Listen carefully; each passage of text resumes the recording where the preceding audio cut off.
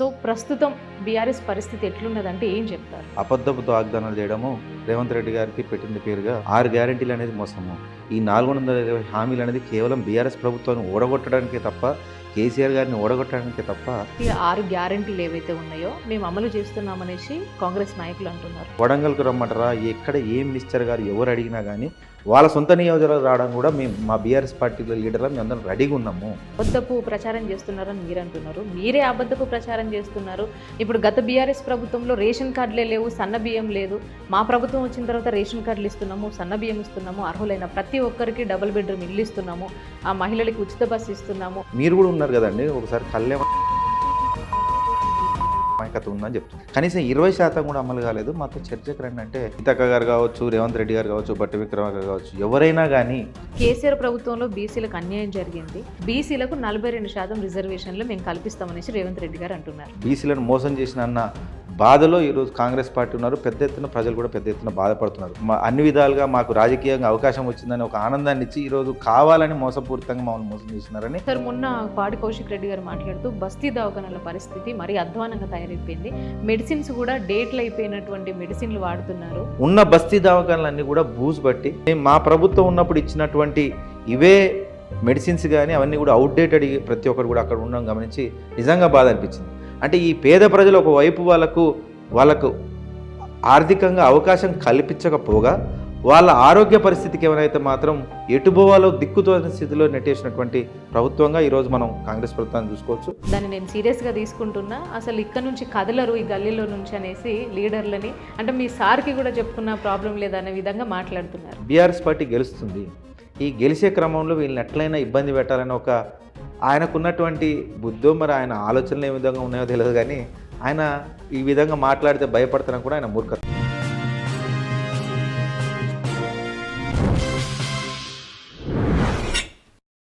నమస్తే, welcome to social post. నేను మౌనిక. ప్రస్తుతం మనతో నాగార్జున సాగర్ ఎక్స్ఎమ్మెల్యే నోముల భగత్ గారు ఉన్నారు. సార్తో మాట్లాడదాం. సార్ నమస్కారం. సార్ నమస్తే. ఎలా ఉన్నారు సార్? చాలా బాగుంది. Thank you so much sir. అంటే ఈ జూబ్లీహిల్స్ ప్రచారంలో చాలా బాగా తిరుగుతున్నారు, బట్ అయినా కూడా అడగగానే ఇంటర్వ్యూ ఇచ్చారు. Thank you so much. Thank you. So ప్రస్తుతం బీఆర్ఎస్ పరిస్థితి ఎట్లున్నదంటే ఏం చెప్తారు? చాలా బాగుందండి. యాక్చువల్గా సరే, ఓడిపోయిన క్రమంలో వాళ్ళు ఏదైతే 420 హామీల పేరుతోటి 6 గ్యారెంటీల పేరుతోటి వాళ్ళు ఒక గ్యారెంటీ కార్డు ఇస్తూ ఇల్లు తిరిగి, అంటే మా జనరల్ ఎలక్షన్ కంటే ముందు ప్రజలలో, తెలంగాణ ప్రజలు అంతటా కూడా అందరికి కూడా వాళ్ళు ఏదైతే మోసం వాళ్ళు మోసం చేస్తున్నారని తెలిసి కూడా ప్రజలకు కావాలని అబద్ధాలు చెప్పి ఈరోజు ప్రభుత్వంలోకి వచ్చినారు. ఆ రోజు ఆ టైంలో జరిగినటువంటి ఎంపీ ఎలక్షన్స్తో పాటు బై ఎలక్షన్, కంటోన్మెంట్ ఎలక్షన్ కూడా మేము ప్రజలకు తిరిగి చెప్పే అవకాశం ఆ షార్ట్ పీరియడ్లో మాకు లేకుండా పోయింది. అప్పుడు కూడా మళ్ళీ ప్రతి వేదిక మీద కూడా అబద్ధపు వాగ్దానాలు, దేవుళ్ళ మీద ఒట్టేయడాలు, ఎక్కడ దేవుళ్ళు కనిపిస్తే అక్కడ ఒట్లేసి ప్రమాణాలు చేసి అంత అబద్ధపు వాగ్దానాలు చేయడము రేవంత్ రెడ్డి గారికి పెట్టింది పేరుగా మనం అందరం కూడా గమనించాం. సో గడిచినటువంటి ఆయన వాగ్దానాలు ఏదైతే ఎంపీ ఎలక్షన్ సంబంధించినటువంటి ఆయన ఇచ్చినటువంటి వాగ్దానాలు ఏవన్నీ చూసినారో ఆ టైంలో మేము కూడా ఎక్స్ప్లెనేషన్ ఇవ్వలేకపోయినా ఒక బీఆర్ఎస్ పార్టీకి. కానీ గడిచినటువంటి 2 సంవత్సరాలు, ఈ 2 సంవత్సరాలలో ప్రజలందరూ కూడా తెలుసుకున్నారు మేము మోసపోయాము, 6 గ్యారెంటీలు అనేది మోసము, ఈ 420 హామీలు అనేది కేవలం బీఆర్ఎస్ ప్రభుత్వాన్ని ఓడగొట్టడానికే తప్ప, కేసీఆర్ గారిని ఓడగొట్టడానికే తప్ప వేరే ఏ ఆలోచన లేదు కాంగ్రెస్ ప్రభుత్వానికి, రేవంత్ రెడ్డి గారికి అని ప్రజలకు అర్థమైంది. అందుకని గడిచినటువంటి 10 ఏళ్ళు మేము ఒకవైపు ఉద్యమం తర్వాత రాజకీయ పార్టీగా ఎదిగిన తర్వాత తెలంగాణని దేశంలో అగ్రగామిగా నిలబెట్టిన సంగతి సబ్బండ వర్గాలు అందరూ కూడా గమనించినారు. ఆ సంవత్సరం మొన్న మేము జనరల్ ఎలక్షన్లో 2023లో ఓడిపోయినటువంటి ఎలక్షన్ మాత్రము వాళ్ళు ఇచ్చినటువంటి అబద్ధ హామీల వల్ల మాత్రం ఓడిపోవడం జరిగింది. ఈ 2 సంవత్సరాలలో వల్ల ప్రజలందరూ రియలైజ్ అయ్యారు. తెలంగాణ వ్యాప్తంగా ఒకవైపు రైతులు, మహిళలు, నిరుద్యోగులు, ఎక్కడ అన్ని సబ్బండ వర్గాలు, మేము ఎన్ని రంగాలలో ఈ తెలంగాణని మొదటి స్థానంలో ఉంచినా కానీ ఈరోజు అట్టడుగున మళ్ళీ తీసుకెళ్ళినటువంటి ఘనత ఈ కాంగ్రెస్ ప్రభుత్వానికి దక్కింది. ప్రజలందరూ గమనిస్తున్నారు. అందుకే చాలా మంచిగా ఇప్పుడు బీఆర్ఎస్ పార్టీ. సరే, వాళ్ళు ఇచ్చినటువంటి 6 గ్యారెంటీలు ఏవైతే ఉన్నాయో మేము అమలు చేస్తున్నామనేసి కాంగ్రెస్ నాయకులు అంటున్నారు.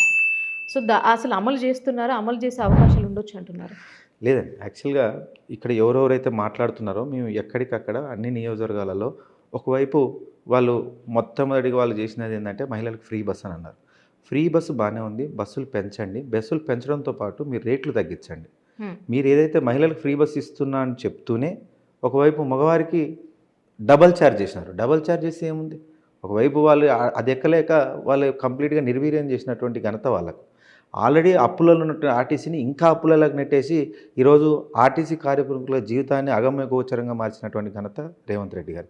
అది సిలిండర్ విషయంలో ఫ్రీ ఉచిత సిలిండర్ 500 బోనస్ ఏదైతే ఉచిత సిలిండర్ పేరుతో ఆయన ఇచ్చినటువంటి హామీ అమలు చేసిన అని చెప్తున్నారో, మా నియోజకవర్గానికి అంతెందుకు కొడంగల్కు రమ్మంటారా, ఎక్కడ ఏ మినిస్టర్ గారు ఎవరు అడిగినా కానీ వాళ్ళ సొంత నియోజకవర్గం రావడం కూడా మా బీఆర్ఎస్ పార్టీల లీడర్లు మేము అందరం రెడీగా ఉన్నాము అని చెప్పినా కానీ ఒక్కరు కూడా మా సవాల్ స్వీకరించి ఏ నియోజకవర్గంలో కూడా ఒక్క మీటింగ్ పెట్టలేదు. అంతెందుకు ఈరోజు వాళ్ళు ఏ గ్యారంటీని అమలు చేసినా అని చెప్పినా కానీ వాళ్ళు ఎక్కడికి వచ్చి వాళ్ళు చర్చ పెడతారని మా బీఆర్ఎస్ పార్టీ నుంచి ఎవరిమైనా వస్తాం, సవాల్ స్వీకరిస్తాం. అక్కడ ఒకసారి గ్రౌండ్లో రియాలిటీని చూడండి. ఒకవేళ రాని పక్షంలో వాళ్ళు ఏమన్నారు, కలెక్టర్ ఆఫీస్ పోండి, అక్కడ మీరు దరఖాస్తు చేసుకోండి, మళ్ళీ మేము ఇస్తామన్నారు. ఇంతవరకు ఒక్కటంటే ఒకటి కాలేదు. రుణమాఫీ కానీ, మిగతా ఇచ్చినటువంటి గ్యాస్ కానీ, 200 యూనిట్ ఫ్రీ కరెంట్ కానీ, ఇట్లా అనేకలు వాళ్ళు ఏదైతే ఇస్తున్నారో కేవలం 20-30% అమలు చేసుకొని మొత్తం ఇచ్చేసినాం అనే ఒక అపోహల వాళ్ళు ఉన్నారు.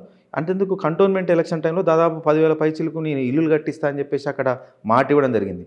బై ఎలక్షన్లు అయిపోయినాయి, ఇంతవరకు అటు పక్కన పోయిన పాపాను పోలేదు. అట్లెందుకు ఈరోజు కంటోన్మెంట్ బై ఎలక్షన్ జరిగిన ప్రాంతానికే వాగ్దానాలు ఇచ్చిండా? గడిచినటువంటి జనరల్ ఎలక్షన్లో ప్రతి ఒక్క గెలిచినటువంటి అన్ని నియోజకవర్గాలకు ఇచ్చింది కదా మాట. కనీసం మా బీఆర్ఎస్ పార్టీ ఎమ్మెల్యేలు ఉన్న కాన్స్టిట్యున్సీలో నీకు ఇష్టం లేకపోతుండొచ్చు, నీ కాంగ్రెస్ పార్టీ ఎమ్మెల్యేలు ఉన్న దగ్గరైనా అభివృద్ధి చేయాలి కదా, ఎక్కడ కూడా చేయట్లేదు. తద్వారా ఈరోజు వాళ్ళు ఇచ్చినటువంటి హామీలు కావచ్చు, ఏది కావచ్చు, నెరవేరన్న ఆలోచన కూడా ఈరోజు ప్రజల్లో పెద్ద ఎత్తున ఉంది. అంటే సార్ నెరవేర్చలేదు, అసలు వాళ్ళు అబద్ధపు ప్రచారం చేస్తున్నారని మీరు అంటున్నారు. మీరే అబద్ధపు ప్రచారం చేస్తున్నారు. ఇప్పుడు గత బీఆర్ఎస్ ప్రభుత్వంలో రేషన్ కార్డులే లేవు, సన్న బియ్యం లేదు.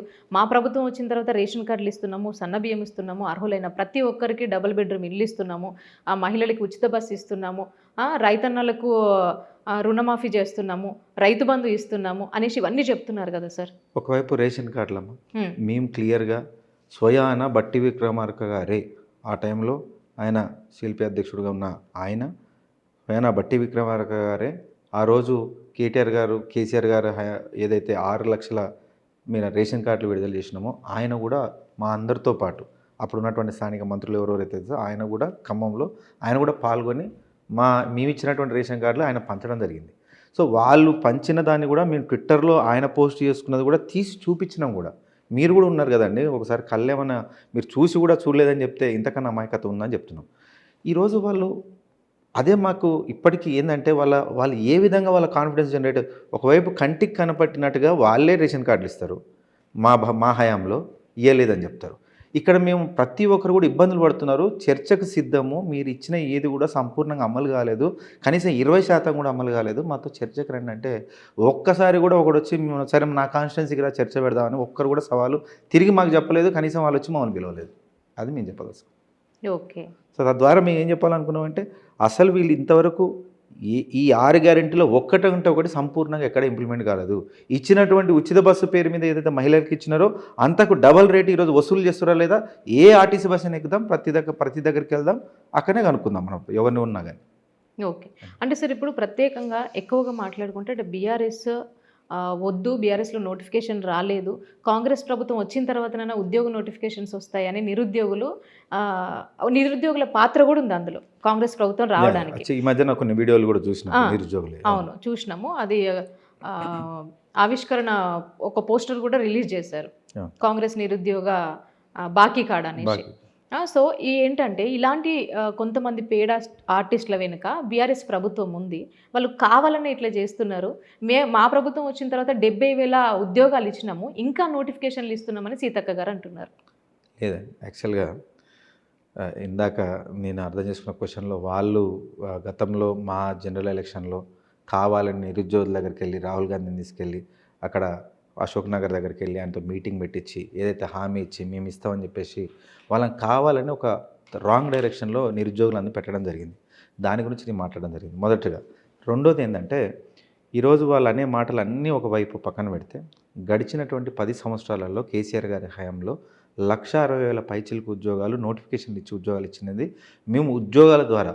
ఈవెన్ అసెంబ్లీ సాక్షిగా మేమందరం, నేను ఆ రోజు అసెంబ్లీలో ఉన్న హరీష్ రావు గారు కావచ్చు, కేటీఆర్ గారు కావచ్చు, మేము కేటీఆర్ గారిది అధ్యక్షన, కేసీఆర్ గారి అధ్యక్షతన ఎన్ని ఉద్యోగాలు ఇచ్చినామో, ఏ డిపార్ట్మెంట్లు ఇచ్చినామో కంప్లీట్గా వాళ్ళకు ఒక ప్రొఫార్మ్ మొత్తం కూడా ఇవ్వడం జరిగింది. ఆ రోజు అసెంబ్లీ ఉన్న ప్రతి ఒక్క ఎమ్మెల్యేకి ఇవ్వడం జరిగింది. వాళ్ళు లేదు లేదని చెప్తున్న దానికి మేము ఇచ్చినామని చూపించుకునే ప్రయత్నం చేసినాం, కానీ అక్కడ నిరుద్యోగుల్ని తప్పుదో పట్టించేసరికి వాళ్ళు ఆ రోజు నమ్మలేదు. దాని తర్వాత మేము ఇచ్చినటువంటి నోటిఫికేషన్లు ఏదో దానికి ఎగ్జామ్లు కూడా పూర్తి చేసినాం. దాదాపు 50,000 ఉద్యోగాలకు మేము ఉద్యోగాలు కూడా పూర్తి చేసినాం. ఖాళీ ఉద్యోగ పత్రాలు అందజేయాలంతే. వీళ్ళు వచ్చినటువంటి 2 నెలలనే ఎక్కడైనా వీళ్ళు నోటిఫికేషన్ వేయలేదు, ఉద్యోగాలు కండక్ట్ చేయలేదు, నేరుగా వచ్చి పత్రాలు వేయడానికి వీళ్ళు ఏమైనా పైనుంచి దిగి వచ్చినారా అండి? గతంలో మేము ఇచ్చినాయి కదా. అంటే మొత్తంగా మేము చేసినవి చూసుకుంటే 2 లక్షల పైచులకు ఉద్యోగాలు కేవలం మేము ఇచ్చినాయే, వీళ్ళు ఇచ్చినవి కావు. వీళ్ళు వచ్చిన తర్వాత ఏదో ఒక కొత్త రకమైనటువంటి ఈ ప్రభుత్వ రంగంలో అంటే ఈ గ్రామ పంచాయతీ వర్కర్లకు సంబంధించి ఏదో కొత్త రకంగా ఒక పోస్ట్ పెట్టేసి ఒక 10,000 మందికో ఎవరికో ఏదో ఇచ్చినట్టుగా మేము చూస్తున్నాం. కానీ ఈరోజు నిరుద్యోగులు అడిగింది మేము గతంలో మేము చెప్పినాం, ఉద్యోగ అవకాశాలు, గవర్నమెంట్ ఉద్యోగ అవకాశాలు నిజంగా ఆలోచించండి, అది అందరికీ రావు. మన దేశ జనాభాలో ఉన్న దాంట్లో 1% నుంచి 5% వరకే గవర్నమెంట్ ఉద్యోగాలు ఉంటాయి. మిగతాదంతా కూడా ప్రైవేట్ రంగం నుంచి మనం తీసుకురావాలి. మేము అదే చెప్తున్నాం. దాదాపు 20 లక్షల పైచులకు ఉద్యోగాలు పరోక్షంగా కావచ్చు, ప్రత్యక్షంగా కావచ్చు, కేటీఆర్ గారు ఐటీ వ్యవస్థ మీద పెట్టిన శ్రద్ధ వల్ల పెద్ద ఎత్తున ప్రతి ఒక్కరు కూడా వచ్చినాయని చెప్పేసి మేము చెప్పినాం కూడా. దాంతోపాటు పెద్ద పెద్ద కొత్త కంపెనీలు కూడా తీసుకొచ్చినాం. కానీ ఈరోజు మేము ఓడిపోయిన తర్వాత జరిగిన సంఘటన ఏంది? దాదాపు 5-6 అతిపెద్ద కంపెనీలు, దాదాపు 1 లక్ష పైగా 2 లక్షల పైగా ఉద్యోగాలు ఇచ్చే కంపెనీలు ఈరోజు ఆంధ్ర ప్రాంతానికి వెళ్ళిపోయినాయి, గుజరాత్కి వెళ్ళిపోయినాయి, అట్లా వివిధ ప్రాంతాలకు వెళ్ళిపోయినాయి. అది చూస్తేనే మా బాధ. ఈరోజు స్థానికంగా ఉన్న నిరుద్యోగులు ఇంకా బాధపడుతున్నారన్న సంగతి మాత్రం మేము గమనిస్తున్నాం. ఓకే, అంటే తద్వారా బాకీ కార్డు కూడా మీరు అన్నట్టుగా సీతక్క, సరే ఈ సీతక్క గారు కావచ్చు, రేవంత్ రెడ్డి గారు కావచ్చు, బట్టి విక్రమార్క గారు కావచ్చు, ఎవరైనా కానీ నోరు తెరిస్తే వాళ్ళు ఎక్కడ నిజాలు మాట్లాడితే వాళ్ళు కడుపు నింపుకుంటున్నటువంటి వ్యవస్థ ఎక్కడైనా అడ్డుపడతారేమో అని చెప్పేసి నిరంతరం అబద్ధాలే మాట్లాడడానికి పూనుకున్నారు తప్ప ఎక్కడ కూడా వాళ్ళ అసమర్థతని ఒప్పుకోవడానికి మాత్రం ఎవరు కూడా సిద్ధంగా లేరు. ఓకే, అంటే కేసీఆర్ ప్రభుత్వంలో బీసీలకు అన్యాయం జరిగింది, కాంగ్రెస్ ప్రభుత్వం వస్తే బీసీలకు ఖచ్చితంగా న్యాయం చేస్తాము, ఇప్పుడున్న కాంగ్రెస్ ప్రభుత్వంలో బీసీలకు 42% రిజర్వేషన్లు మేము కల్పిస్తామనేసి రేవంత్ రెడ్డి గారు అంటున్నారు. మీకు నిజంగా సబ్బండ వర్గాలలో ముఖ్యంగా అత్యధికంగా బీసీల గురించి, వాళ్ళ కుల వృత్తులకు సంబంధించి ఒకవైపు ముదిరాజులకు చేపల పెంపకం కావచ్చు, వాటికి సంబంధించినటువంటి సామాన్లు ఇవ్వడం కావచ్చు, దాన్ని అమ్ముకోవడానికి ముప్పేడ్లు కావచ్చు, వెహికల్స్ కావచ్చు కానీ వాళ్ళకి ఇవ్వడం, యాదవులకు సంబంధించి గొర్రెల పంపిణీ కార్యక్రమం తీసుకోవడం కావచ్చు, మిగతా ఉన్నత బీసీ కళాశాలల్లో వాళ్ళకు మా పిల్లలకు ఏదైతే బీసీ పిల్లలు చాలా ఇబ్బంది పడుతుందని చెప్పి బీసీ గురుకులాలలో ఎక్కడ 200 ఎక్కడ 1000కు పైగా ఈరోజు స్కూళ్ళను పెట్టిన ఘనత కూడా కేసీఆర్ గారిది. ఇట్లా బీసీల కోసం మీరు అడగగలిగితే కులానికి ఒక్కొక్క లాభం జరిగిపోయిందిగా. గౌడ కులానికి ఎవరైనా కానీ స్థానికంగా రిజర్వేషన్ పెట్టి వైన్స్లలో రిజర్వేషన్ ఉండాలి, వాళ్ళ కుల వృత్తి అది, కళ్ళు నమ్ముకునే వాళ్ళు ఈరోజు కళ్ళు నమ్మనియట్లేదని చెప్పేసి స్వచ్ఛందంగా వాళ్ళ కళ్ళు నమ్ముకోవడానికి కూడా అఫీషియల్గా మన తెలంగాణ సాంప్రదాయంలో ఎక్కువ శాతం అది ఉంటుందని చెప్పేసి వాళ్ళకంటూ కొన్ని సెంటర్లు పెట్టడం, ఇట్లా అనేక రకాలుగా ప్రతి ఒక్క కుల వృత్తిని ఎంకరేజ్ చేస్తూ చిన్న చిన్న కుల వృత్తులకు ఇబ్బంది అవుతుందని చెప్పేసి బీసీ బంధును కూడా తీసుకొచ్చి అన్ని రకాలుగా బీసీ కులాలను ఆదుకోవడానికి సర్వ ప్రయత్నాలు కేవలం 10 సంవత్సరాలలో, అందులో సంవత్సరంన్నర కరోనా కాలం పోయి మనం ఎంత ఆర్థిక ఒత్తిడి ఉన్నా కానీ కేసీఆర్ గారు అన్ని చేసి చూపించినారు, అది వాస్తవం. కానీ ఈరోజు ఇదే కాంగ్రెస్ వాళ్ళు ఏదైతే బీసీ డిక్లరేషన్ పేరిట కామారెడ్డిలో వాళ్ళు ఏదైతే పెద్ద ఎత్తున వాళ్ళు సభలు పెట్టి ఈరోజు వాళ్ళు చెప్పినారో, వాళ్ళన్న మొట్టమొదటి ఈరోజు 42% రాజకీయంగా మేము ఏదైతే ఇస్తున్నామో మొన్న నోటిఫికేషన్ ఇచ్చినారు, మేమందరం పోయి అక్కడ పనిచేస్తున్నాం, రాత్రి కోర్టు కొట్టేసిన తర్వాత ఈరోజు ఎలక్షన్ కూడా వెళ్ళలేని పరిస్థితులలో బీసీలను మోసం చేసిన అన్న బాధలో ఈరోజు కాంగ్రెస్ పార్టీ ఉన్నారు. పెద్ద ఎత్తున ప్రజలు కూడా పెద్ద ఎత్తున బాధపడుతున్నారు. ఎందుకు మోసం చేయాలి? ఎలక్షన్ పేరిట మేమందరం అన్ని విధాలుగా మాకు రాజకీయంగా అవకాశం వచ్చిందని ఒక ఆనందాన్ని ఇచ్చి ఈరోజు కావాలని మోసపూరితంగా మమ్మల్ని మోసం చేస్తున్నారని ఏ గ్రామం పోయినా కానీ ప్రతి ఒక్క బీసీ కూడా ఈరోజు తలుచుకుంటామాట. వాస్తవం మీరు ఏ గ్రామానికి వెళ్ళినా తెలుసుకోవచ్చు. ఒకటి. రెండోది, ఇందులోనే మేము అడగట్లేదు, వాళ్ళు మిగతా అన్ని వివిధ రకాల కాంట్రాక్ట్ వ్యవస్థలలో కావచ్చు, మిగతా అన్నిట్లలో కూడా బీసీలకు ఖచ్చితంగా మేము అవకాశం కల్పిస్తామని అన్నారు కదా. దాన్ని ఆపినారు? దాన్ని ఎవరు ఆపలే కదా. మరి దాంట్లలో ఇవ్వచ్చు కదా. ఓన్లీ రాజకీయంగానే ఏదైతే అంటున్నారో మరి మిగతా వ్యవస్థలో ఇచ్చి చూపెట్టు. నువ్వు ఇస్తానన్నటువంటి దాదాపు ఈ రోజు వరకు దాదాపు కొన్ని వందల కోట్లు ఈరోజు బీసీకి సంబంధించినటువంటి సంక్షేమ శాఖ ఏర్పాటు చేసి దానికి కూడా ఒక మంత్రి శాఖ ఏర్పాటు చేస్తాను కదా. దాన్నో రాపిరు? దాన్నో రాపలే కదా. ఇట్లా అనేక రకాలుగా బీసీలకు సంబంధించినటువంటి వాళ్ళు కామారెడ్డి డిక్లరేషన్ ఇచ్చినటువంటి ప్రతి ఒక్క అంశం ఈరోజు మళ్ళీ మీరు ప్రచురిస్తే చాలు, అందులో ఏ ఒక్కటంటే ఒకటి కూడా ఈరోజు వరకు నెరవేర్చలేదు. అన్ని విభాగాల్లో మోసం చేస్తున్నారు తప్ప ఎక్కడో కూడా మాకు న్యాయం జరగట్లేదు. అన్నిటికంటే దారుణంగా గతంలో కేసీఆర్ గారి హయాంలో ఉద్యోగ అవకాశాలు ఉన్నప్పుడు ఓపెన్ కేటగిరీలో ఎవరైనా బీసీలు కావచ్చు, దళితులు కావచ్చు, ఎక్కడైనా ఓపెన్ కేటగిరీలో కొట్టినప్పుడు మళ్ళీ వాళ్ళు స్పెషల్ కేటగిరీ వచ్చినప్పుడు దాన్ని ఎవరు కూడా కన్సిడర్ చేయబెట్టారు. కానీ రేవంత్ రెడ్డి గారు వచ్చిన తర్వాత ఒకవేళ ఓపెన్ కేటగిరీలో దళితులు కానీ బీసీలు కానీ ఎక్కడైనా ఉద్యోగాలు కొడితే వాళ్ళకి రాసినటువంటి మిగతా వాళ్ళ రిజర్వేషన్ కోటాకు వచ్చేసరికి ఓపెన్ కేటగిరీలో ఆల్రెడీ ఒక 7-8 ఉంటే దాన్ని కూడా రిజర్వేషన్ కేటగిరీ కింద వాళ్ళని నెట్టేసి మిగతా అంతా ఓపెన్ కేటగిరీ వాళ్ళకు ఇచ్చే ప్రయత్నం ఈరోజు అందరూ కూడా చూస్తున్నారు.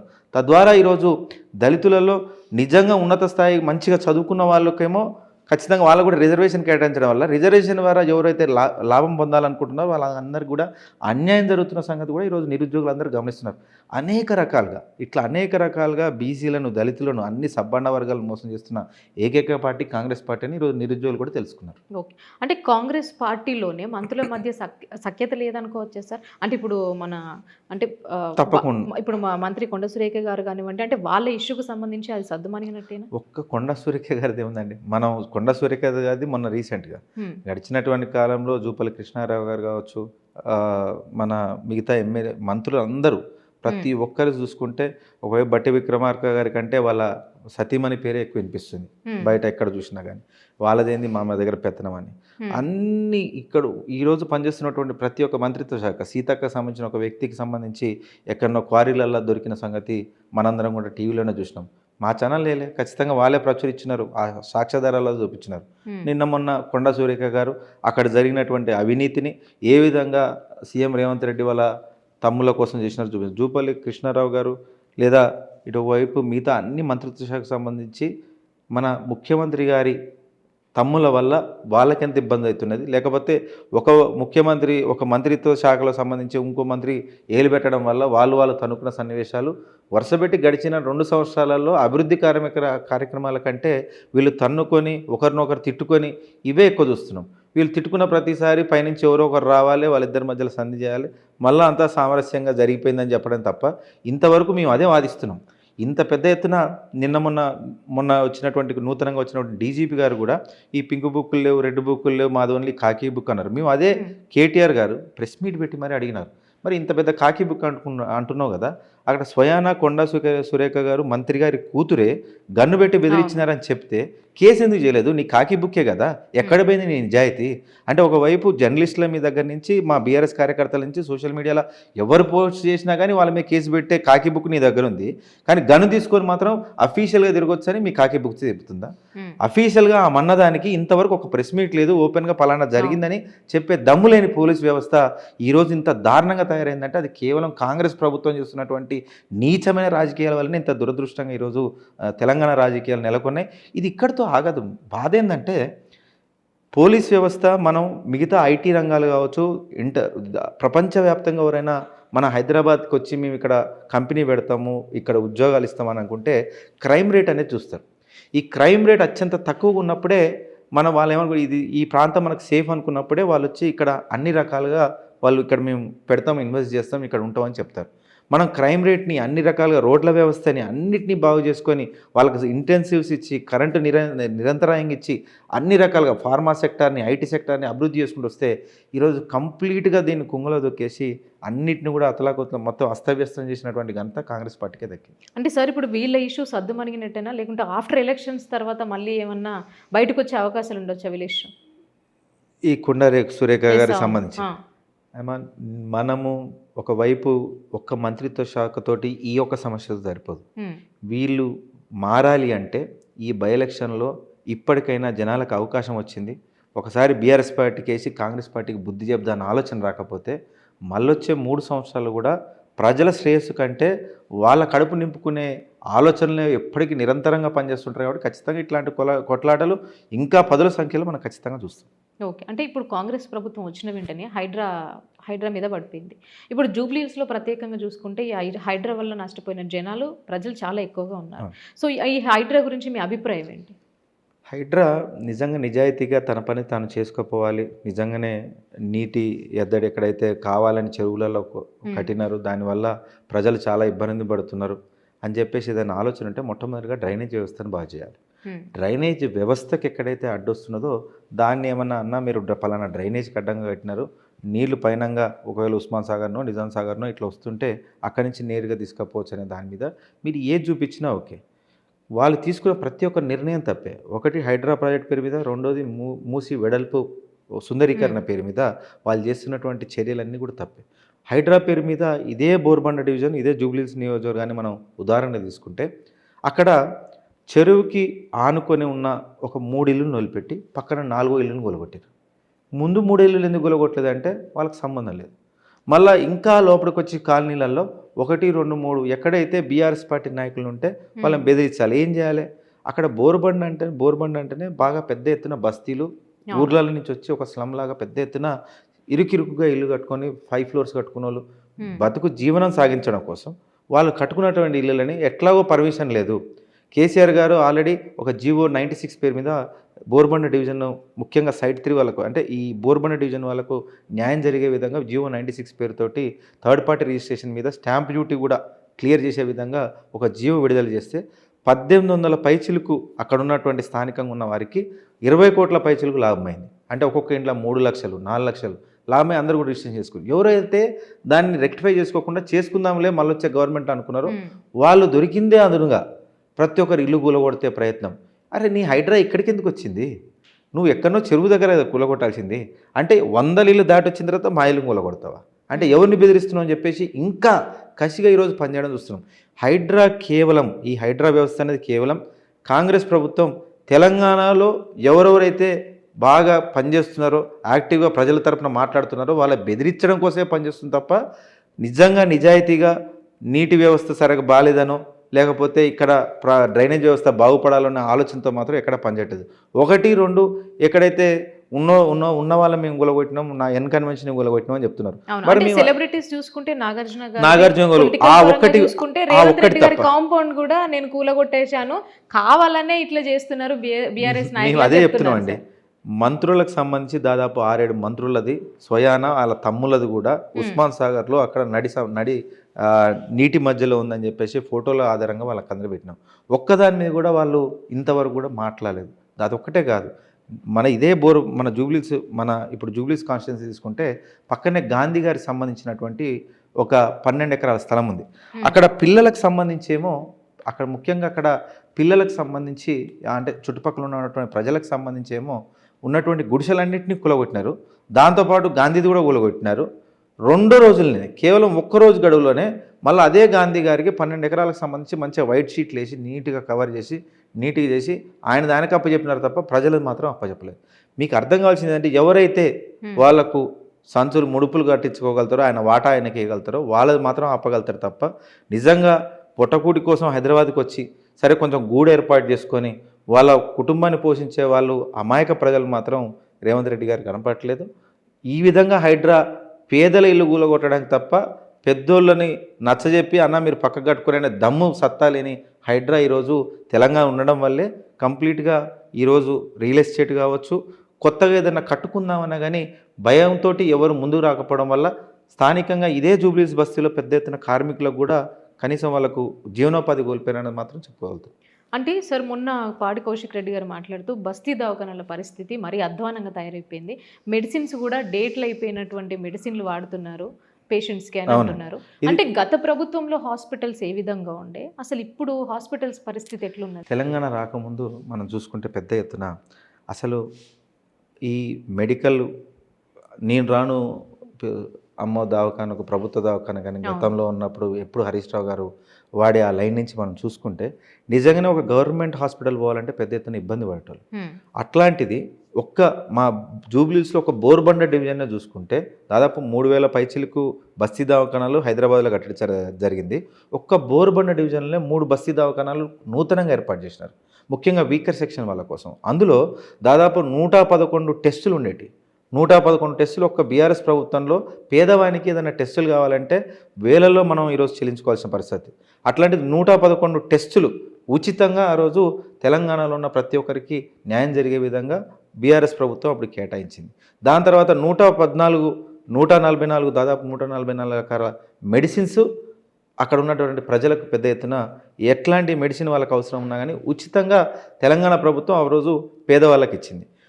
నిన్న వ్యవస్థ ఏంది, అక్కడ పరిస్థితి ఏదని చూడడానికి పోతే ఉన్న బస్తీ దవాఖానాలన్నీ కూడా బూజు బట్టి మేము మా ప్రభుత్వం ఉన్నప్పుడు ఇచ్చినటువంటి ఇవే మెడిసిన్స్ కానీ అవన్నీ కూడా అవుట్డేటెడ్ ప్రతి ఒక్కరు కూడా అక్కడ ఉండడం గమనించి నిజంగా బాధ అనిపించింది.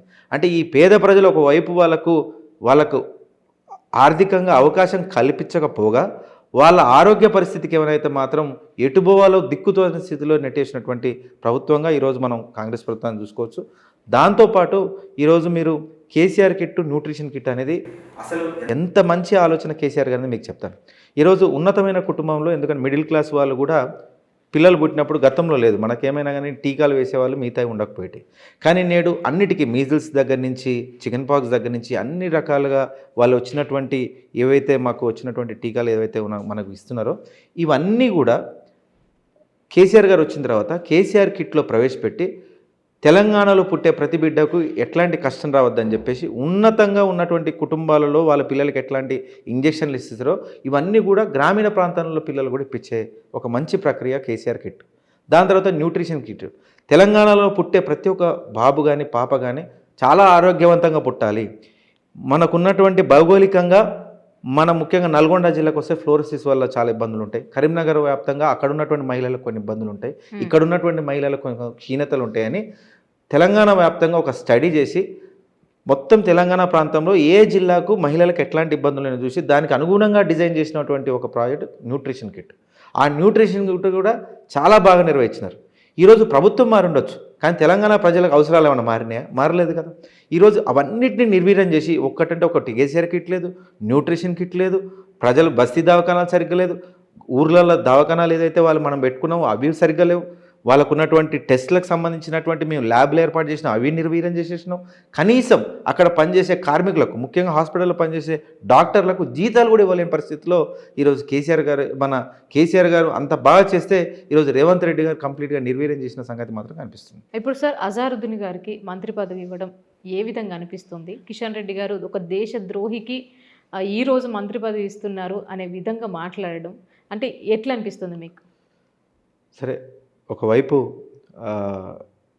మనం ఈ ఎలక్షన్ ముందు వరకు గడిచినటువంటి 2 సంవత్సరాలలో మేము ఎప్పటి నుంచో చెప్తున్నాం, మైనారిటీ వర్గాలకు, ఎస్టీ వర్గాలకు, బీసీ వర్గాలలో కూడా కొన్ని కులాలకు ఇంతమంది ఉండి కూడా నువ్వు మినిస్ట్రీలు ఇవ్వట్లేవు, అన్ని శాఖలు నీ దగ్గరనే పెట్టుకున్నావు, ఖచ్చితంగా ఇవ్వండి.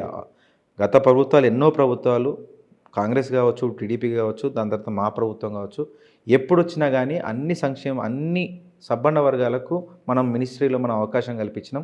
మీది ఒక్కటి మాత్రం ఖచ్చితంగా ఒక రౌడీజం లాగా మీది నడుస్తున్న తప్ప నిజాయితీగా ఏదైతే ఈ సామాజిక వర్గాలు ఉన్నాయో వాటికి న్యాయం చేయాలన్న ఆలోచన మీకు లేదని మేము ఎప్పటి నుంచో చెప్తున్నాం. ఈరోజు మా వల్లే అజారుద్దీన్కి అవకాశం వచ్చిందన్నమాట చెప్పడంలో తప్పే లేదు. ఎందుకంటే మేము ప్రతిసారి వేదిక మీదకి ఎక్కిన ప్రతిసారి కూడా ముస్లిం మైనారిటీ సామాజిక వర్గానికి అన్యాయం చేసినటువంటి ఏకైక పార్టీ కాంగ్రెస్ పార్టీ అని మేము చెప్తూ వచ్చినాం. సీనియర్ నాయకులు షబ్బీర్ అలీ లాంటి వాళ్ళు చాలామంది ఉన్నారు. అంతమందిని కాదని నాకు తెలిసి అజారుద్దీన్కి ఇవ్వడాన్ని ఖచ్చితంగా ఆయన వాటా ఇంకోరికి పోవద్దు, కొత్త వాళ్ళు ఎవరు వచ్చినా కానీ, సీనియర్ నాయకులు ఎవరు వచ్చినా కానీ ఆయన వాటా అడుగుతారన్న భయంతో ఈరోజు అజారుద్దీన్ లాంటి వాళ్ళకు ఈయన మంత్రి పదవి ఇచ్చినట్టుగా కొద్దిగా మాకు మొన్న ఇక్కడికి వెళ్తే ఆ కాంగ్రెస్ పార్టీలు మేము వాళ్ళతో అడుగుతుంటే వాళ్ళు కూడా మాతో పంచుకున్నటువంటి సన్నివేశాన్ని మీకు చెప్తున్నాం. ఈరోజు ఇక్కడ స్థానికంగా ఉన్నటువంటి ముస్లిం మైనారిటీ సోదరులు కూడా అజారుద్దీన్కి మంత్రిత్వ శాఖ ఇచ్చినంత మాత్రాన మాకు ఖబరస్థాన్ వస్తుందా?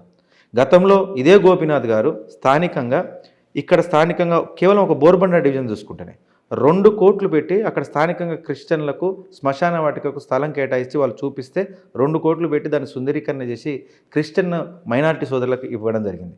అదే హిందువులకు సంబంధించి ఒక దేవాలయం మాకు ఆంజనేయ స్వామిది కావాలని చెప్తే, మంచిగా కావాలంటే దాన్ని నూతనంగా అక్కడ బోర్బండ బస్ స్టాప్ దగ్గర 40 లక్షలు చెప్పి దానికి ఇవ్వడం జరిగింది.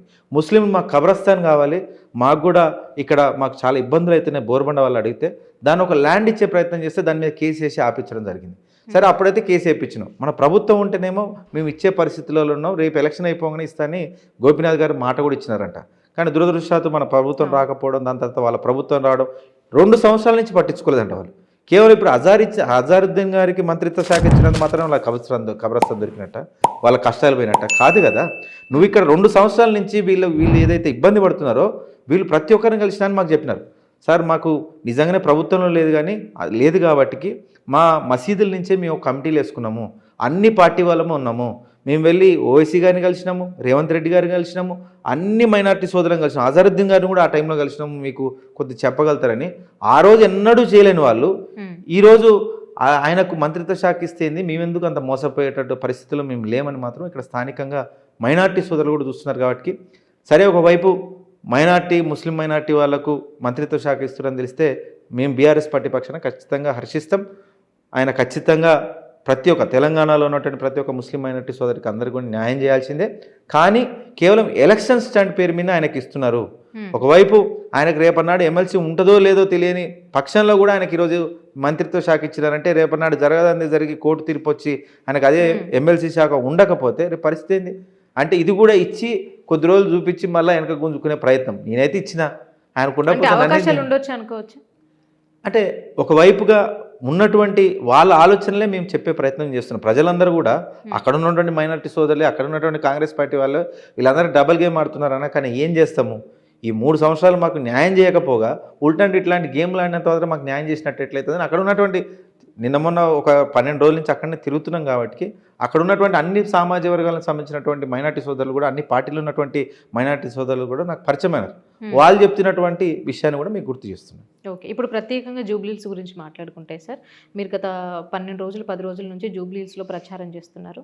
గోపీనాథ్ గారి అంటే అక్కడ చేసినటువంటి డెవలప్మెంట్స్ ఏ విధంగా ఉన్నాయి, ఎట్లా అనిపించింది మీకు? మేము అక్కడ రాకముందు సరే టికెట్ డిక్లేర్ చేసుకున్న ముందుగానే సునీతమ్మ గారికి డిక్లేర్ చేసిన తర్వాత మాకు అక్కడ లోకల్ బాడీ ఎలక్షన్స్ అని మాకు ఇవ్వడం వల్ల మేము రాలేని పక్షంలో ఉన్నాం. మాకందరికీ రావాలన్న తపన కేవలము 2 విషయాలు. ఒకటి, గోపీనాథ్ గారు మా బీఆర్ఎస్ కుటుంబ సభ్యులు, మా అందరిలాగానే ఎమ్మెల్యేగా సేవలు అందించినటువంటి తెలంగాణ ప్రాంతంలో ముఖ్యంగా జూబ్లీహిల్స్ ప్రాంతానికి సేవలు అందించినటువంటి వ్యక్తి. అట్లాంటి వ్యక్తి చనిపోయినందుకు మేము అందరం రావాలనుకున్నాం, కానీ లోకల్ బాడీ వల్ల ఇనిషియల్గా ముందుగానే రాలేకపోయినాం.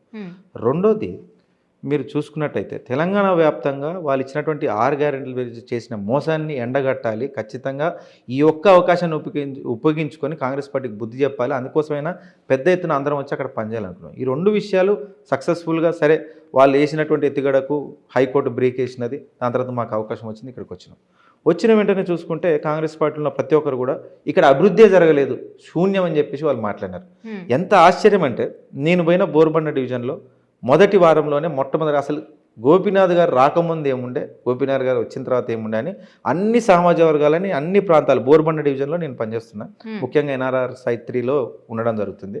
కానీ బోర్బండలో ఉన్న అన్ని ప్రాంతాలు అసలు ఏం జరిగింది అని వాళ్ళని అడిగితే, సార్ మాకు సీసీ రోడ్ల పేరు మీద అంటే ఒక అతను ఎంత స్టడీ చేశారంటే మా బీఆర్ఎస్ పార్టీని గెలుపు కోసం వీళ్ళని ఎండగట్టడం కోసం అక్కడ స్థానికంగా ఉండే ఒక వ్యక్తి సీనియర్ నాయకుడు స్టడీ చేసి మాకు ఇచ్చినారు. 16 కోట్లు సార్ మాకు సీసీ రోడ్లు. గతంలో మా మధ్యలో ఉండే రోడ్లన్నీ అన్ని గుంతలు ఉండేవి, మేము పోవాలంటే మా కాళ్ళకు రాళ్ళు గుచ్చుకునేవి, మా టైర్లు పగిలిపోయేవి. మాకున్న చిన్నపాటి శాలరీ తోటి మళ్ళీ టైర్లు వేయించాలి, మా కాళ్ళకు ఇబ్బంది అవుతుంటే చూసిన పాపన పోలేదు. కానీ కేసీఆర్ గారు ప్రభుత్వం వచ్చిన తర్వాత గోపీనాథ్ గారు ఇంటర్నల్ సీసీ రోడ్ల పేరు మీద 16 కోట్లు ఏర్పాటు చేసి మాకు సీసీ రోడ్లు ఇప్పించినారు ఇంటర్నల్గా. దాని తర్వాత 40 కోట్లతోటి మిగతా ఉన్న బయట సిటీ జూబ్లీహిల్స్ పేరుకే జూబ్లీహిల్స్ కానీ 80% బస్తీలు ఉంటాయి, అంటే బాగా స్లమ్ ఏరియాలా ఉంటుంది. దీన్ని పట్టించుకోకపోలేదు. కానీ దీనికి జూబ్లీహిల్స్ నిజంగా చూస్తే నిండా ఒక 100 మీటర్లే ఉంటుంది. ఒకవైపు అంతా బస్తీలు స్లమ్లా కనబడుతుంది, జస్ట్ ఒక రోడ్డు దాటగానే మొత్తం బస్తీలు ఉంటుంది, దానికి కనెక్టివిటీ లేదు. సో మొత్తం బీటీ రోడ్లతోటి దాదాపు 40 కోట్లతోటి మొత్తంగా ఏది బోర్బండ డివిజన్, ఖాళీ బోర్బండ డివిజన్ నేను చెప్పేది, మొత్తంగా 6-7 డివిజన్లు ఉన్నాయి. ఈ డివిజన్లలో ఖాళీ బోర్బండ డివిజన్ల నుంచే దాదాపు 40 కోట్లతోటి ఈరోజు వాళ్ళు మొత్తంగా అంతటి రోడ్లు వేసి వాళ్ళకి అందించిన సంగతి కూడా ఆయన గుర్తు చేసినాడు. దీంతోపాటు డ్రైనేజ్ వ్యవస్థ, ఎక్కడ ఎన్నిసార్లు వర్షం వచ్చినా వాళ్ళ ఇండ్ల లోపలికి వస్తుందంట మొత్తంగా. అక్కడ ఎవరిని అడిగినా ఏ ఇంటి తలుపు తట్టినా మీకు చెప్తారు. గతంలో బీఆర్ఎస్ ఇక్కడ గెలవక ముందు అంటే తెలంగాణ రాకముందు ఇక్కడ వర్షం పడ్డది బోర్బండలో అంటే నీళ్ళని కూడా వాళ్ళ ఇళ్ళలో వచ్చి చేరేటి. అట్లాంటి పరిస్థితి నుంచి దాదాపు 50 కోట్లు పెట్టి తాగునీరుకి సంబంధించి, ఒకవైపు డ్రింకింగ్ వాటర్ సంబంధించి, ఇంకో డ్రైనేజ్ వ్యవస్థ గురించి మొత్తంగా బాగు చేసుకొని ఈరోజు ఒక్కింటి అంటే ఒక ఇల్లు కూడా లేకుండా, అంటే ఇంట్లో నీళ్లు రాకుండా చాలా మంచిగా మాకు సుందరీకరణ చేసి ఒకవైపు తాగునీరు కానీ లేదా డ్రైనేజ్ వ్యవస్థ కానీ చాలా బాగా చేసినారని చెప్పి కూడా అతను చెప్పినప్పుడు చాలా సంతోషం వేసింది. మనకు స్వచ్ఛందంగా వాళ్ళు చెప్పేది ఏంటంటే, సార్ గతంలో బోర్బండ అంటేనే నీటి ట్యాంకర్లు మొత్తం వ్యవస్థ నడుస్తుంది, ఇక్కడ పెద్ద మాఫియా అంటే నీటి ట్యాంకర్లు నడవలేకపోతే అక్కడ ఒకరికి తాగడానికి నీళ్ళు ఉండకపోయేటి అంట. అట్లాంటి పరిస్థితుల నుంచి బీఆర్ఎస్ ప్రభుత్వం వచ్చిన తర్వాత ఇంటింటికి మంచినీళ్ళు వచ్చినా రాలేదు, ఏంటినన్నా పోయి అడగండి అన్న అని చెప్పేసి ఆయనే ఉల్టా మాకు చెప్తున్నారు అక్కడ జరిగినటువంటి అభివృద్ధి. వీటితో పాటు మనకు ఇందాక మీకు చెప్పిన మతాలకు సంబంధించి అక్కడ క్రైస్తవులు చాలామంది ఉంటారు, ముస్లిం చాలామంది ఉంటారు. సో ముస్లింలకు సంబంధించి వాళ్ళ ఖబరస్థాన్ కావాలి సార్, మాకు ఏదైనా చేయాలని చెప్తే దాదాపు 3-4 స్థలాలు చూస్తే ఒక్కొక్క స్థలానికి ఒక్కొక్కటువంటి ఒత్తిడులు ఉన్నాయి. ఆ రకమైన ఒత్తిడులు ఇవి కాదు, మనం చేసినా కానీ మళ్ళీ మిలిటరీ వాళ్ళకు సంబంధించిన ఇష్యూ వస్తుంది, లేకపోతే అక్కడ స్థానికంగా కాలనీ వాళ్ళకి సంబంధించిన ఇష్యూ వస్తుందని ఒక ల్యాండ్ మీద మాత్రం దాని మీద ఇది ఖచ్చితంగా ఇవ్వచ్చని దాన్ని ఇచ్చిన తర్వాత ఇదే మిగతా పార్టీ పడిన వాళ్ళు దాన్ని మళ్ళీ హైకోర్టులో వేస్తే దాన్ని కూడా ప్రభుత్వం ఆ రోజు గోపీనాథ్ గారు కొట్లాడుతున్నారు. నేడు కూడా ఖచ్చితంగా అది గెలుస్తుందని నమ్మకం ఉంది, అక్కడ వాళ్ళ కబ్రస్థాన్ వస్తుందన్న నమ్మకం మాకు కూడా ఉంది.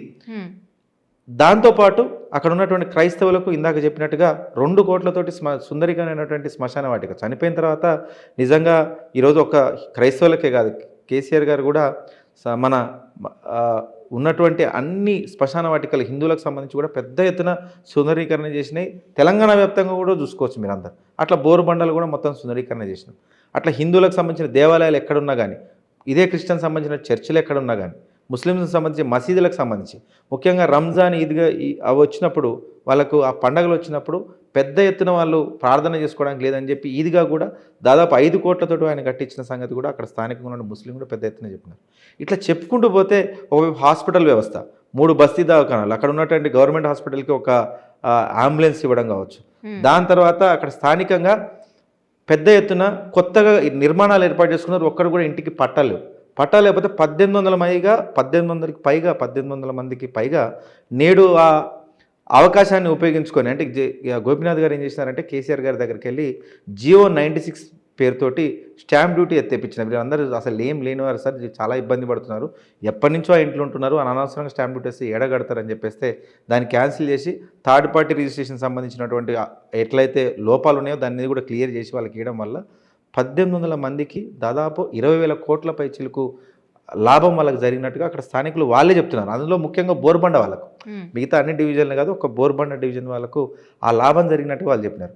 అండ్ డబల్ బెడ్రూమ్ ఇల్లు వీళ్ళు ఏదైతే గ్రామాలలో మనం ఉదరగొట్టినారో ఇక్కడ హైదరాబాద్లో ఖాళీ ఒక బోర్బండ డివిజన్లోనే దాదాపు 550 మందికి పైగా ఈరోజు వాళ్ళందరికీ కూడా డబల్ బెడ్రూమ్ ఇల్లులు కొల్లూరులో ఉంటున్న సంగతి కూడా బోర్బండ వాళ్ళు చెప్తున్నారు. నిన్న మొన్న మా మధ్యలో ఉండేదన్న వాళ్ళకు కూటికి ఉండడానికి ఒక ఇల్లు లేకపోయిండే, ఈరోజు మంచిగా కొల్లూరులో దాదాపు 550 కుటుంబాలకు మా వాళ్ళకి వచ్చింది చెప్పారు. ఇట్లా చెప్పుకుంటూ పోతే స్కూల్ వ్యవస్థ అత్యంత దారుణం.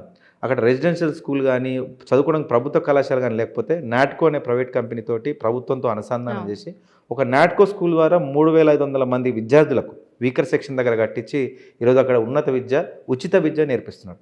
దాని తర్వాత రెసిడెన్షియల్ స్కూల్ కట్టియడం కావచ్చు. ఇట్లా అనేక వ్యవస్థలు అనేక రంగాలలో ఎక్కడ ఎట్లాంటి అవకాశం వచ్చినా కానీ డివిజన్ల వారీగా చూసుకుంటూ పోతే కొన్ని కోట్ల రూపాయలు, 100 కోట్ల రూపాయలు ప్రతి ఒక్క డివిజన్కి గోపీనాథ్ గారు తీసుకొచ్చి అక్కడ అభివృద్ధి చేసిన సంగతి కళ్ళకు కట్టినట్టుగా కనపడుతుంది. మేము అక్కడికి రాకముందేమో ఒకవైపు కాంగ్రెస్ పార్టీ అసలు అభివృద్ధి జరగలేదని చెప్పడం, మేము అక్కడికి వెళ్ళిన తర్వాత కొన్ని 100 కోట్లకు సంబంధించి కూడా ఏంటంటే కొంతమందిని అడిగితే అసలు అభివృద్ధి అనేది ఎక్కడ జరగలేదు, కొన్ని ప్లేసులు తప్ప, అంటే వాళ్ళ బీఆర్ఎస్ నాయకులకు బీఆర్ఎస్ కార్యకర్తలు ఎక్కువగా ఎక్కడున్నారో అక్కడ జరిగాయి తప్ప కొన్ని ఏరియాలలో అసలు జరగలేదు అనేసి కొంతమంది అంటున్నారు. నేనేమంటున్నాండి, గతంలో 3 సార్లు బీఆర్ఎస్ పార్టీ గెలవడానికి కారణం అత్యధికంగా ఓటు బీఆర్ఎస్ పార్టీకి పడ్డాను.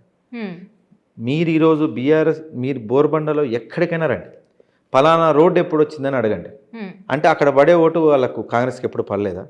ఒకవైపు బీఆర్ఎస్ అంటే ఒక గల్లీలో ఒక బజార్కి వెళ్తే ఏ ఓట్లు వేసే వాళ్ళు అందరూ బీఆర్ఎస్కి వేస్తారా? ఒక బజార్ మొత్తం బీఆర్ఎస్కి ఇంకో బజార్ మొత్తం కాంగ్రెస్ కానీ ఉండదు కదా. ఎట్లా కనిపెట్టగలుగుతాము పలానాది కాంగ్రెస్ పలానా బీఆర్ఎస్ అని? అది మూర్ఖత్వంగా వాళ్ళు ఏదో బురద జల్లే ప్రయత్నం. కానీ అక్కడ స్థానికంగా బోర్బండ డివిజన్కి నాతో రండి, ప్రతి ఒక్క బజార్ తిరుగుదాం.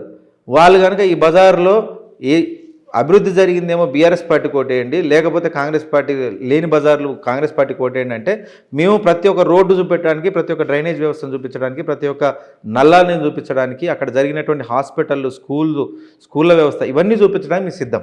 దానివల్ల లాభం పొందిన ప్రతి ఒక్కరు మా కోటేయమని చెప్పండి, అసలు లాభం కాని వాళ్ళు వాళ్ళ కోటేయమండి. ఈ విధంగా అయినా కానీ స్ట్రేట్ అవే వాళ్ళు నిజాలు ఒప్పుకుంటే ఖచ్చితంగా ప్రజలందరూ కూడా అక్కడ ఉన్న వాళ్ళందరూ అవునన్నా గోపీనాథ్ వల్ల ముఖ్యంగా బోర్బండ డివిజన్కి 20,000 కోట్లు ఇప్పుడే చెప్పిన దాదాపు థర్డ్ పార్టీ రిజిస్ట్రేషన్ ద్వారా ఖాళీ సైడ్ 3 ఎన్ఆర్ఆర్పురంలో ముఖ్యంగా బోర్బండ డివిజన్లో ఎంతోమందికి వేల మందికి లాభాలైన సంగతి వాళ్ళే చెప్తున్నారు. ఇవన్నీ మేము చెప్పినాయి కాదు, కావాలని ఈరోజు ప్రభుత్వంలో మేము లేవు కాబట్టి ఇంకా వాళ్ళకు ప్రభుత్వంలో అవకాశం వస్తే ఏదన్నా దోచుకు తిందాము, మళ్ళీ ఈ 2 సంవత్సరాలలో దాదాపు కొన్ని వేల కోట్లు దోచుకున్నాం, ఇంకో 2 సంవత్సరాలు రాహుల్ గాంధీ గారి దగ్గర పోయి మెప్పు పొంది ఏదో ఒకటి ఏదైనా అబద్ధం మాట్లాడాలి, కానీ మళ్ళీ అక్కడికి పోయి ఒక రెన్యువల్ కార్డు తెచ్చుకొని మళ్ళీ ప్రజల మీద పడి తినాలన్న ఆలోచనలో మంత్రులు కానీ అక్కడ ఉన్నటువంటి మన ముఖ్యమంత్రి గారు కానీ ఆలోచించే వ్యవస్థ తప్ప, నిజంగా అక్కడ స్థానికంగా చూస్తే మాత్రం బీఆర్ఎస్ పార్టీలో హయాంలో అభివృద్ధి తప్ప వేరే ఏ అభివృద్ధి ప్రస్తుతానికి లేదు. సార్ ప్రస్తుతం గోపీనాథ్ గారు అయితే మన మధ్యలో లేరు. సో ఆయనకి మీకు ఎటువంటి అనుబంధం ఉండే ఎట్లుండే అంటే నేను ముఖ్యంగా యాక్చువల్గా నేను కూడా బై ఎలక్షన్కి వెళ్ళడం జరిగింది. 2020లో మా నాన్నగారు చనిపోవడం జరిగింది.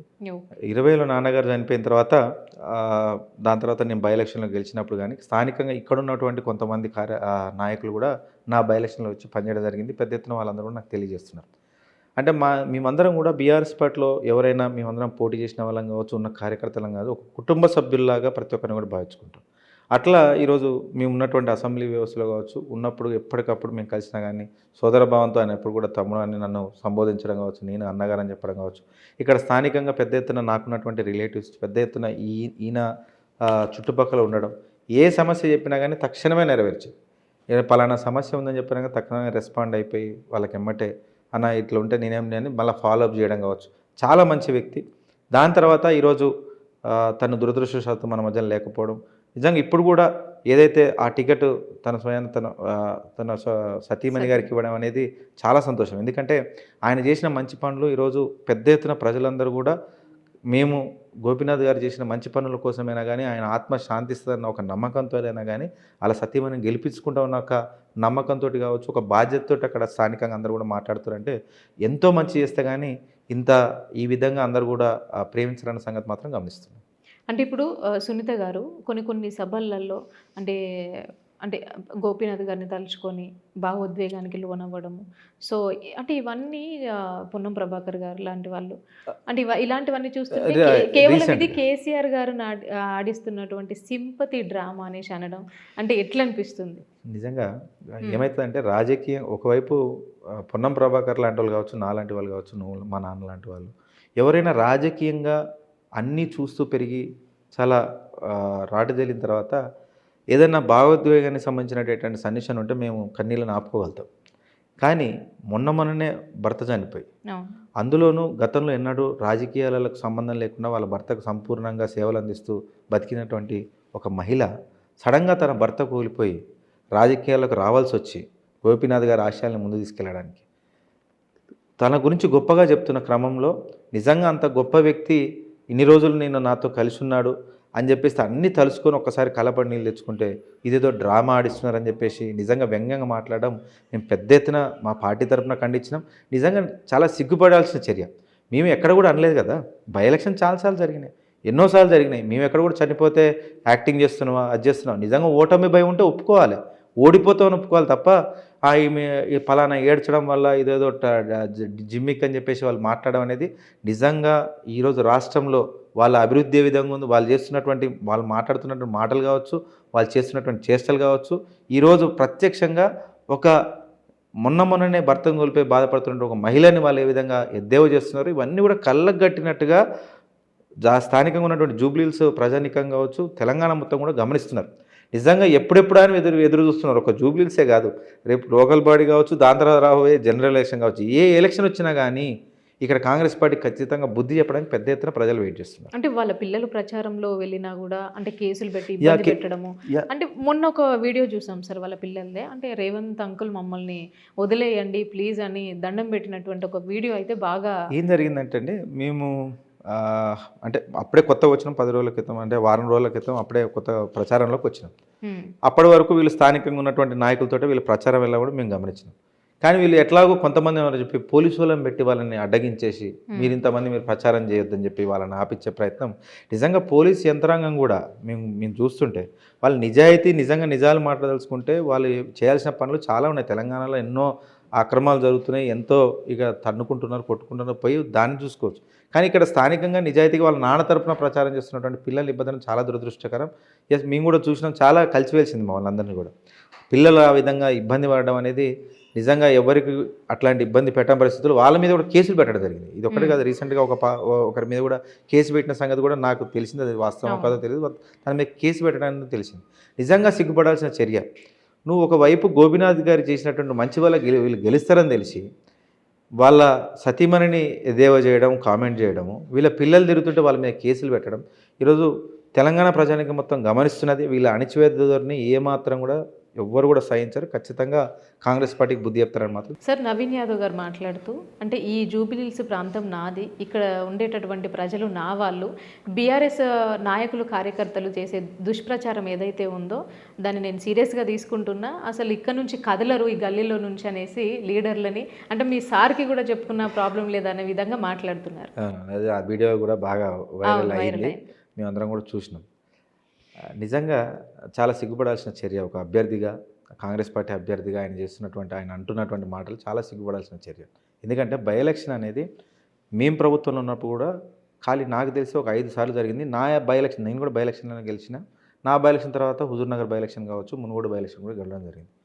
బై ఎలక్షన్లో గెలవడం అనేది సహజం. ఎక్కడైనా ఒక పార్టీ గెలుస్తుంది, ఒక పార్టీ ఓడిపోవడం సహజం. మేము ప్రభుత్వంలో ఉన్నాం, మేము గెలిచినాము. తర్వాత హుజూర్నగర్ ఓడిపోయిన తర్వాత మునుగోడు గెలిచినాం. ఎక్కడ కూడా ఇన్ని బై ఎలక్షన్లు జరిగినప్పుడు మేము ప్రతిపక్ష పార్టీలు, ఇదే కాంగ్రెస్ పార్టీ వాళ్ళు పోటీ చేసినారు, ఇదే బీజేపీ వాళ్ళు పోటీ చేసినారు, ఎక్కడ కూడా మేము ఇట్లాంటి చిల్లర చర్యలకు పోలేదు. మేము బయటికి గల్లీ దాటారు, మీరు ఇట్లాంటివి చేయలేరు. నా బై ఎలక్షన్లు కూడా రేవంత్ రెడ్డి గారు అక్కడ పెద్ద ఊరు అని ఒక మండలానికి ఇన్ఛార్జ్. ఇప్పుడు మన ముఖ్యమంత్రి అప్పట్లో నా బై ఎలక్షన్లో ఒక మండలానికి ఇన్ఛార్జ్. ఏ రోజు కూడా ఎదురుగబడినప్పుడు వాళ్ళు నమస్కారాలు పెట్టి, ఎందుకంటే తోటి సహచర ఆయన ఒక ఎంపీగా ఉన్నారు కాబట్టి నమస్తే పెట్టుకుంటూ పోయినారు తప్ప ఇక్కడి నుంచి కదలవనో లేకపోతే ఇట్లాంటి వ్యంగ్యంగా ఎవరూ మాట్లాడలేదు. అభ్యర్థిగా నేను అసలే మాట్లాడలేదు. కానీ ఇంత అసహనానికి కాంగ్రెస్ పార్టీ అభ్యర్థి ఈ నవీన్ గారు గురికావడం అనేది కేవలం బీఆర్ఎస్ పార్టీ గెలుస్తుంది. ఈ గెలిచే క్రమంలో వీళ్ళని ఎట్లయినా ఇబ్బంది పెట్టాలని ఒక ఆయనకున్నటువంటి బుద్ధో మరి ఆయన ఆలోచనలు ఏ విధంగా ఉన్నాయో తెలియదు, కానీ ఆయన ఈ విధంగా మాట్లాడితే భయపడతారని కూడా ఆయన మూర్ఖత్వం. ఎందుకంటే తెలంగాణ బీఆర్ఎస్ పార్టీలో ఉన్నటువంటి ప్రతి ఒక్క వ్యక్తి కూడా ఆ రోజు ఆంధ్ర పాలకులు అందరినీ కూడా ఎదిరించి తెలంగాణ కోసం అందరూ కూడా వాళ్ళ ప్రాణాల సైతం లెక్కించకుండా పోరాడినటువంటి ఘనత బీఆర్ఎస్ పార్టీ కుటుంబ సభ్యులు అందరిది కూడా. ప్రతి ఒక్క కార్మికులు, ప్రతి ఒక్క కార్యకర్తలు కానీ సైనికుల్లాగా పనిచేసి ఈరోజు తెలంగాణ సాధించుకున్నాం. అట్లాంటి తెలంగాణ వాళ్ళని పట్టుకొని నువ్వు ఇంట్లో గల్లీని దాటి అంటే ఒకటి భయపడడానికి సిద్ధం లేదు. కానీ తద్వారా అక్కడ స్థానికంగా ఉండే వాళ్ళని కూడా భయభ్రాంతులకు గురి చేయాలంటే మాత్రం మేము ఒకటే చేస్తున్నాం. కేసీఆర్ గారు, కేటీఆర్ గారు, హరీష్ రావు గారు వాళ్ళందరి సహకారం, సునీతమ్మ గారు ఉంటుంది. వాళ్ళొక్కరి సహకారమే కాదు, మేమందరం ఇంతమంది ఎమ్మెల్యేలు మేము పనిచేస్తున్నాం. మా అందరి సహకారం కూడా మేము ఎక్కడెక్కడైతే పనిచేసినామో ఆ ప్రాంతంలో ఉన్న ప్రతి ఒక్క నాయకునికి మా సహకారం కూడా అందిస్తాం. ఎవరిని వచ్చే 3 సంవత్సరాలు, ఖచ్చితంగా 3 సంవత్సరాల తర్వాత ఈ కాంగ్రెస్ పార్టీ గెలిచేది లేదు, కానీ ఆ 3 సంవత్సరాలు ఖచ్చితంగా మా కోసం పనిచేసిన ప్రతి ఒక్క కార్యకర్తను కూడా మేము ఖచ్చితంగా కాపాడుకుంటాం.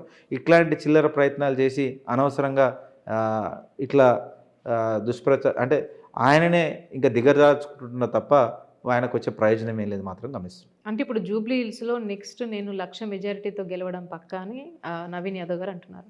మరి సునీతమ్మ గారి పరిస్థితి ఏంటి? అంటే మేము 1,00,000, 2,00,000 అనేది కాదండి, గెలుపు కోసం ప్రయత్నం. ఒకవైపు వాళ్ళు ప్రభుత్వంలో ఉన్నారు, ఎట్లాంటి దురాఘాతానికైనా వాళ్ళు పాడపగలుగుతారు. మన రేవంత్ రెడ్డి గారి యథారాజా తాప్రజ అన్నట్టు ఆయన మాటలు చేష్టలు సేమ్ అదే అభ్యర్థులు పాటించడం, ఎమ్మెల్యేలు పాటించడం మనం అందరం గమనిస్తున్నాం. స్థానిక ఉన్న వాళ్ళకు ధైర్యంగా నింపి మీకు ఏం కాదని చెప్పే ప్రయత్నం కూడా మేము చేసి మేము వాళ్ళకు అండదండగా ఉంటామని చెప్పి హామీ ఇచ్చి ఈరోజు మేము అందరం కూడా తెలియజెప్పే ప్రయత్నం చేస్తున్నాం. లాస్ట్ వరకు వాళ్ళు చేసే చిల్లర ప్రయత్నాలు ఎంతో ఉంటుండొచ్చు. మాకు కూడా వివిధ రకాలుగా వాళ్ళు ఏమేం చేయబోతున్నారనే దాని మీద ఇన్పుట్స్ కూడా మాకు వస్తున్నాయి. రేపు అవసరమైతే డబుల్ బెడ్రూమ్ ఇళ్ళలో వాళ్ళు ఎవరైతే వస్తున్నారో వాళ్ళని కూడా ఓటేయకుండా రానియకుండా వాళ్ళు ఏమేం చేయాలి అనే ప్రయత్నంలో కూడా ఏ కోణాలలో వాళ్ళు ఆలోచిస్తారో ప్రతి ఒక్క ఇన్పుట్ మాకు కూడా ఉంది. కానీ అన్నిటినీ పటాపంచలు చేస్తూ ఖచ్చితంగా మేము గెలుస్తాం బీఆర్ఎస్ పార్టీ పక్షాన.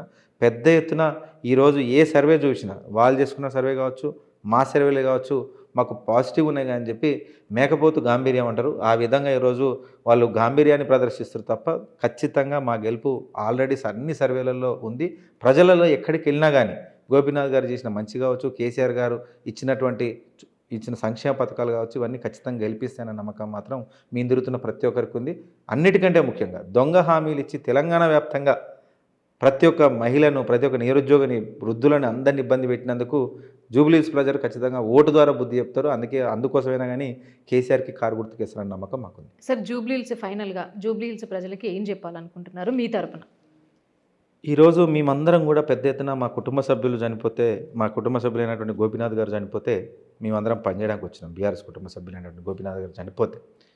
మేము అదొక్కటే కాదు, మా అందరి ప్రాంతాలలో మీలాగానే ఇబ్బంది పడుతూ, మేమిస్తున్నటువంటి సంక్షేమ పథకాలు గతంలో ఎన్నో ఉన్నాయి, అభివృద్ధి చేసినటువంటి కార్యక్రమాలు ఎన్నో ఉన్నాయి, అన్నీ ఆపేయడం జరిగింది. అన్ని సబ్బండ వర్గాలను ఇబ్బంది పెడుతున్నారు. తద్వారా ఈరోజు మీకు ఆ ఓటు హక్కు వచ్చింది. ఆ ఓటు హక్కే ఆయుధంగా మీరు బీఆర్ఎస్ పార్టీని గెలిపిస్తేనే కాంగ్రెస్ ప్రభుత్వానికి కావచ్చు, రేవంత్ రెడ్డి గారికి బుద్ధొచ్చి ఇకనైనా ఆ 6 గ్యారెంటీలు అమలు చేస్తారన్న నమ్మకంతో ఈరోజు మీ అందరం వచ్చినాం. అందుకని తప్పకుండా జూబ్లీ హిల్స్ ప్రజలందరూ కూడా మాకు ఓటేయాలి. ఓటేస్తేనే రేవంత్ రెడ్డికి బుద్ధి వస్తుంది తప్ప, లేకపోతే మీరు ఓటు వేయని పక్షంలో ఖచ్చితంగా వాళ్ళు మళ్ళా వాళ్ళు ముందుకు తీసుకెళ్ళి ఇంకా అరాచకాలు పెంచడానికి తప్ప దేనికి పనికిరాదు. ఈ ఎలక్షన్ అనేది వాళ్ళు 6 గ్యారెంటీల పేరు మీద ఏదైతే ఈరోజు ప్రభుత్వంలోకి వచ్చి అరాచకాలు చేస్తున్నారో దానికి వ్యతిరేకంగా మీరు భావించి ప్రతి ఒక్కరు కూడా బీఆర్ఎస్ పార్టీ కారు గుర్తుకేయాలని మాత్రం మేము కోరుకుంటున్నాం. Sir thank you so much. ప్రచారంలో చాలా బిజీగా ఉన్నా కూడా అడిగిన వెంటనే ఇంటర్వ్యూ ఇచ్చారు. Thank you. Thank you.